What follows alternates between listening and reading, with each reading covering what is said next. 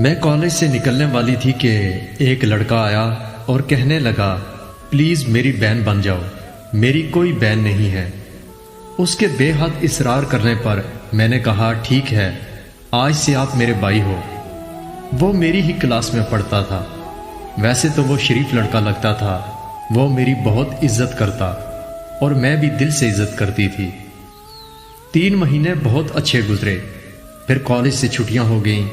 وہ مجھے کبھی کبھی میسج کرتا کہ بہن کیسی ہو، میں اسے رپلائی کرتی تھی۔ ایک دن اس نے مجھے میسج کیا کہ مجھے آپ اپنی پکچر دیں۔ میں نے حیران ہو کر کہا کہ آپ کیوں مانگ رہے ہو؟ وہ کہنے لگا کہ بہت دن سے آپ کو نہیں دیکھا اور ویسے بھی آپ میری بہن ہو۔ میں نے بھائی سمجھ کر اسے 2 پکچر سینڈ کر دی۔ پھر 5 دن تک اس نے کوئی میسج نہیں کیا۔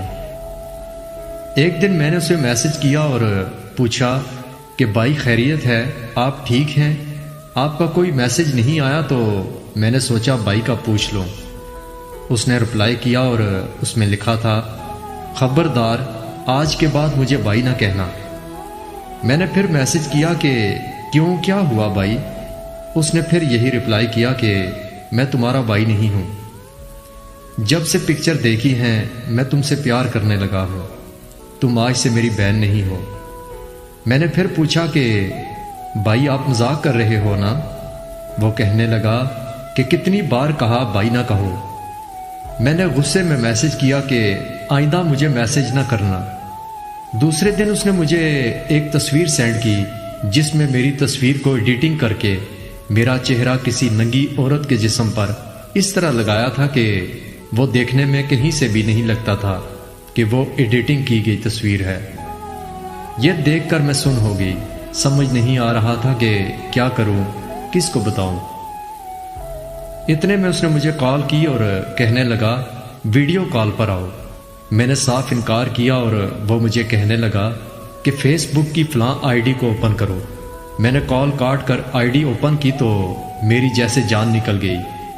وہاں ڈی پی میں موجود اس نے میری وہی ایڈیٹنگ کی گئی تصویر لگائی تھی۔ میں نے فوراً اسے کال کی اور کہا تمہیں واسطہ ہے یہ ڈیلیٹ کرو، تم جو کہو گے میں کروں گی، مگر اس طرح میری عزت نیلام نہ کرو۔ اس نے میری تصویر ڈیلیٹ کی اور ویڈیو کال کر دی۔ میں نے کال پک کی اور خاموش بیٹھی دیکھتی رہی۔